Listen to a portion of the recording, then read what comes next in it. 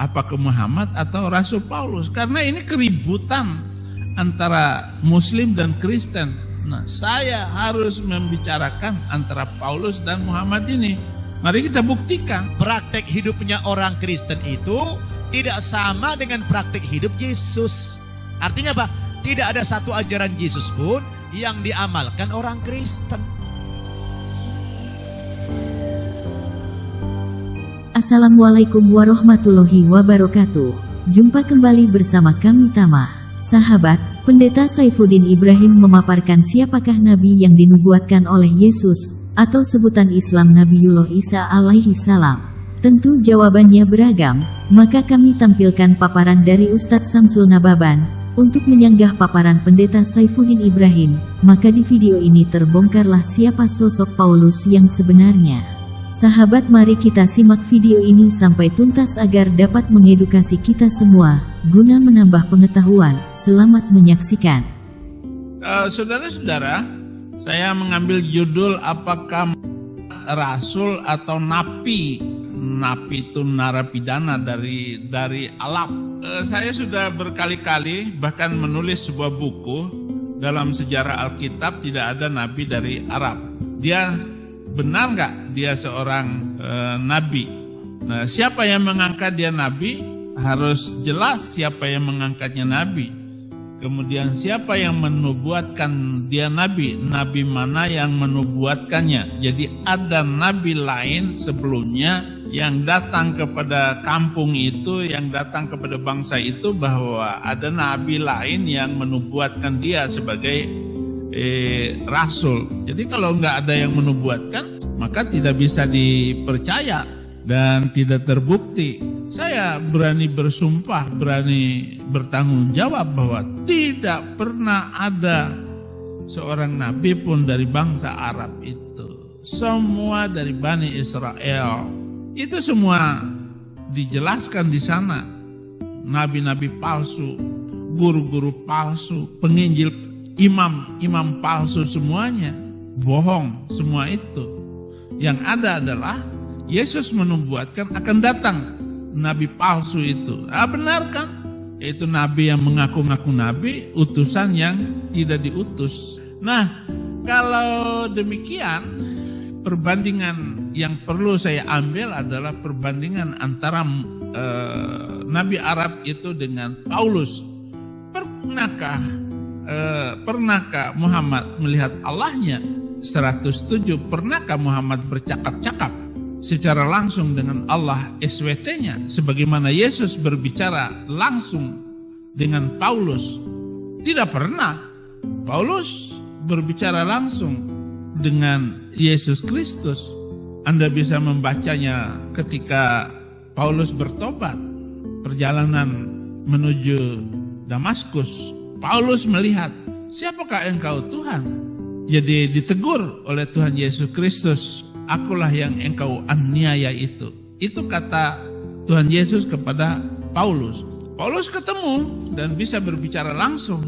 Quran surat ke-53 ayat 1-5. Lalu poin yang selanjutnya yang akan saya bicarakan adalah siapakah pendusta itu? Siapakah pendusta itu? Saifuddin mengais-ngais ayat Al-Quran untuk membenarkan Paulus, sedangkan di dalam Al-Quran tidak ada satu kata pun yang menyebutkan nama Paulus. Apakah Muhammad atau Rasul Paulus? Karena ini keributan antara Muslim dan Kristen. Nah, saya harus membicarakan antara Paulus dan Muhammad ini. Mari kita buktikan. Sahabat, mari kita simak baik-baik paparan Ustadz Syamsul Nababan dengan tegas membongkar siapakah Paulus sebenarnya. Mari kita buktikan. Nah, untuk mengenali siapa itu Paulus dan bagaimana sejarahnya dia bisa mendirikan agama Kristen, lalu Kristen disandarkan kepada ajaran Yesus. Nah, kita baca. Yang bisa menjawab pertanyaan ini Injil sendiri. Kalau tanya, siapa itu Paulus? Yang menjawab bukan kita. Silakan yang menjawab itu Injil yang dia karang sendiri. Kalau Bapak Ibu baca Injil, siapa itu Paulus? Ada 3 pasal di dalam Kisah Para Rasul. 3 kali Paulus memberikan kesaksian bagaimana dia menjadi orang yang bertaubat, kemudian menjadi rasulnya Yesus. Itu dia memberikan cerita 3 kali, tapi 3-tiganya tidak sama. Coba lihat ini. Di dalam Kisah Para Rasul pasal 9 ayat 1 sampai 7. Kita kenali Paulus. Tolong simak baik-baik ini. Begini kesaksiannya. Sementara itu, berkobar-kobarlah hati Saulus untuk mengancam dan membunuh murid-murid Tuhan. Sekarang sudah beriman belum dia? Belum kan? Ia menghadap imam besar dan meminta surat kuasa daripadanya untuk dibawa kepada majelis-majelis Yahudi di Damsyik, supaya jika ia menemukan laki-laki atau perempuan yang mengikuti jalan Tuhan, ia menangkap dan membawa mereka ke Yerusalem. Coba lihat ganasnya ini Paulus. Dalam perjalanannya ke Damsyik, ketika ia sudah dekat kota itu, tiba-tiba cahaya memancar dari langit mengelilingi dia. Ia rebah ke tanah, dan kedengaranlah olehnya satu suara yang berkata kepadanya, Saulus, Saulus, mengapakah engkau mengenai aku? Jawab Saulus, siapakah engkau Tuhan? Katanya, akulah Yesus yang kau aniaya itu. Tetapi bangunlah dan pergilah ke dalam kota. Di sana akan dikatakan kepadamu apa yang harus kau perbuat. Maka termangu-mangulah teman-temannya seperjalanan, karena mereka memang mendengar suara itu, tetapi tidak melihat seorang juga pun. Coba Pak Bu, ini saya kasih tulisannya warna merah, tinta merah nih. Itu mau digarisbawahi. Waktu Paulus dalam perjalanan ke Damsyik, tujuan mau apa tadi? Mau membunuh kan? Mau menangkap pengikut Yesus.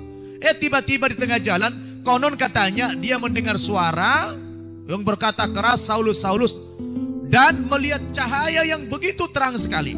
Lalu dia tersungkur ke bumi. Kemudian apa dia bilang? Orang yang menyertai dia, maka termangu-mangulah teman-temannya seperjalanan. Mangu-mangu begini, mangu-mangu.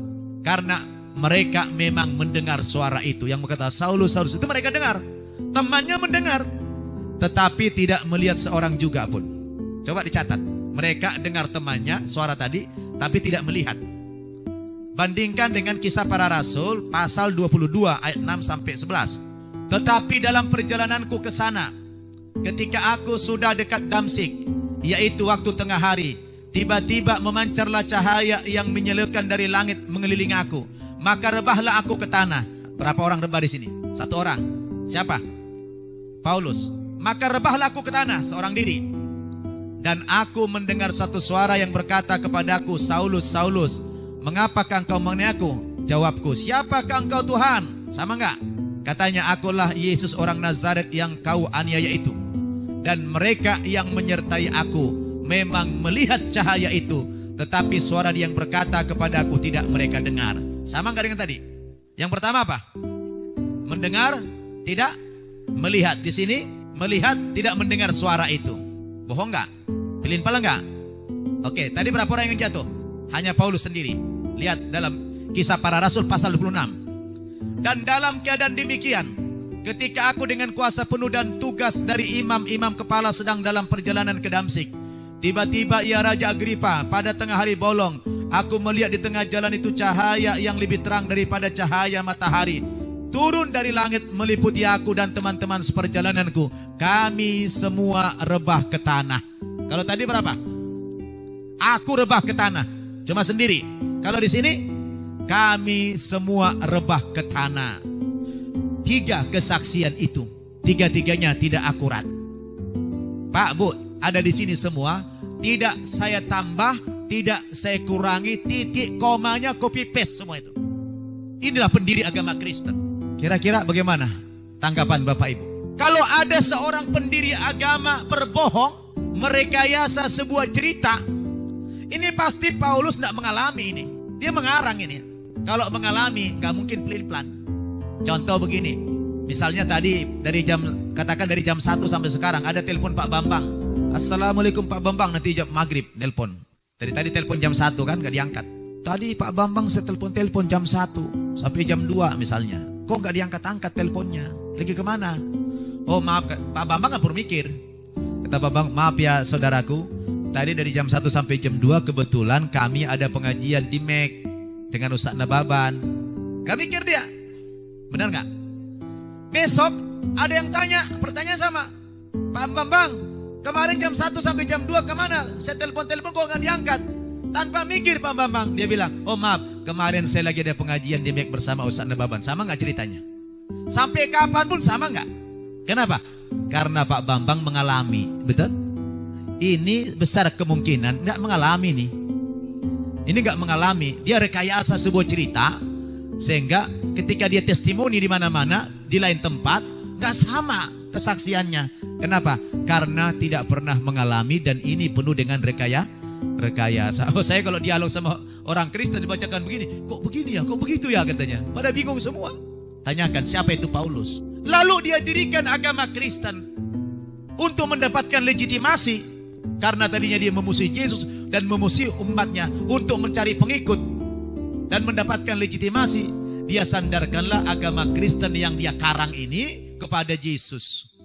Akhirnya apa? Tertipulah murid-murid Yesus seperti Barnabas, sempat ikutan berguru sama oh istilahnya apa? Ini kan mu'allaf nih. Gimana sih kesan kalau mu'allaf itu kan mantap tuh. Kita anggaplah dulu Paulus ini mu'allaf. Ya kan? Mu'allaf masuk agamanya Yesus kan gitu. Tahu-tahu dia mendeklar, wah ini begitu pidato kan, terkagum-kagumlah sahabat-sahabat Yesus dulu yang masih hidup. Waduh, ini mu'allaf baru, ini mantap nih gitu kan. Seakan-akan dia menjadi pendukung Nabi Isa. Kok dilihat-lihat makin lama ajaran Paulus ini kok makin menyalah. Kok dia mengatakan Yesus Tuhan. Tidak benar nih kata Barnabas. Tarik mundurlah Barnabas, tidak mau lagi berteman sama Paulus. Kenapa? Udah kacau. Saya sejak berteman sama Yesus kayaknya nggak pernah dengar dia ngaku Tuhan. Kok ini Paulus mengatakan Yesus Tuhan ini? Tidak benar nih ajaran. Mula-mula dia jalan bersama nih. Jalan bersama nih mula-mula. Tapi setelah tahu borok-boroknya Paulus ini banyak bohong, ngarang-ngarang, akhirnya ditinggalkan oleh muridnya Yesus lagi. Kan biasalah bu, kita kalau dengar mu'allaf kan kagum kita kan. Oh itu ada orang masuk Islam, wah cerdas banget itu orang begini begitu. Ya kan, kagum kita kan. Enggak taunya menyimpang ajarannya. Akhirnya ditinggalkan lagi sama murid Yesus. Sehingga nampak sekali Paulus itu mengarang dari segi ajaran-ajaran dia yang sangat beda dengan ajaran Yesus. Di satu sisi dia katakan agama Kristen itu adalah agamanya Yesus, tapi di sisi lain praktek hidupnya orang Kristen itu tidak sama dengan praktek hidup Yesus. Artinya apa? Tidak ada satu ajaran Yesus pun yang diamalkan orang Kristen. Demikian sahabat paparan dari Ustadz Syamsul Nababan. Beliau mantan penganut agama Kristen, berpindah ke Muslim dengan teguh mencari kebenaran sehingga hidayah menghampirinya. Sahabat, mari kita bersama-sama mencari kebenaran yang hakiki guna untuk keselamatan dunia dan akhirat. Baik sahabat, cukup sekian dan terima kasih. Salam satu Tuhan. Assalamualaikum warahmatullahi wabarakatuh.